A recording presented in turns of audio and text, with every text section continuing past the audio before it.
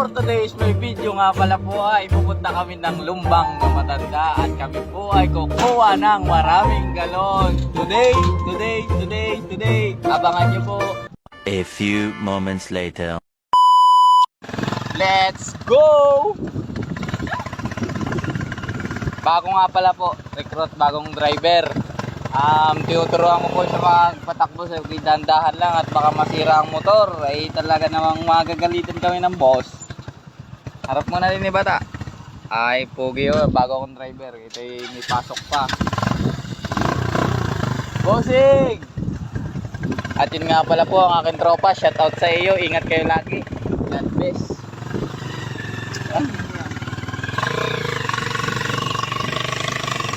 And guys, papunta na po kami ngayon ng Lumbang na Matanda. Napakaganda po dito sa lugar namin.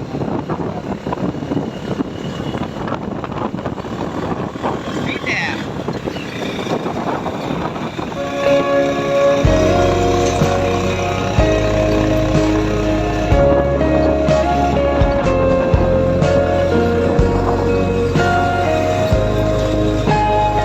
Pala po yung pinapagawa kong barangay hall at napaka-pogi po pala ng DeLorean. So Hollands.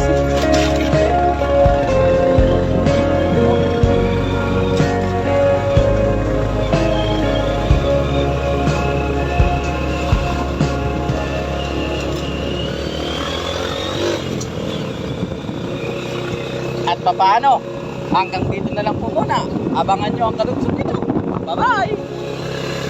A few moments later.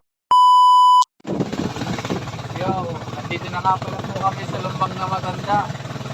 Kapit lang yung kukuha namin ng galon.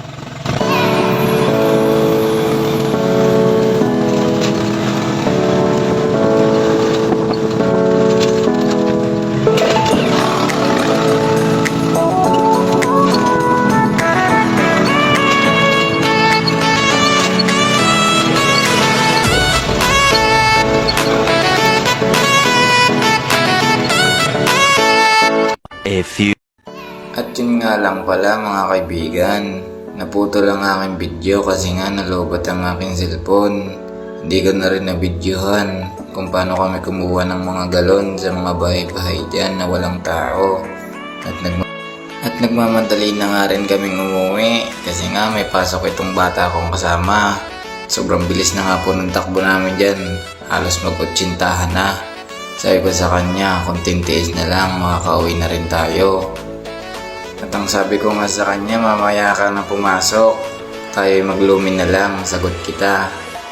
Ay ayaw naman po niya at wala daw siyang pera. Sinabi ko na nga sa kanya na libre ko na lang. Kapasok nga pala kami dito sa looban na to. Hindi ko na alam, ewan, para na ako loko-loko.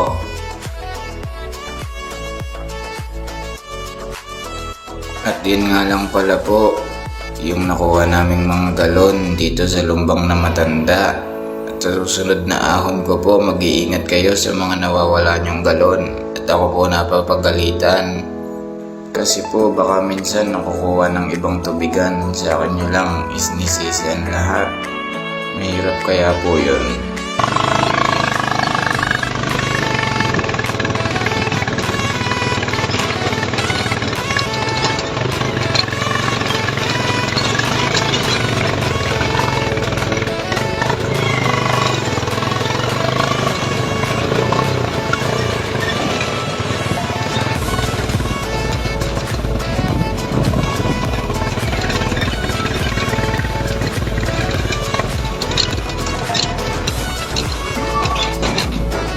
We die.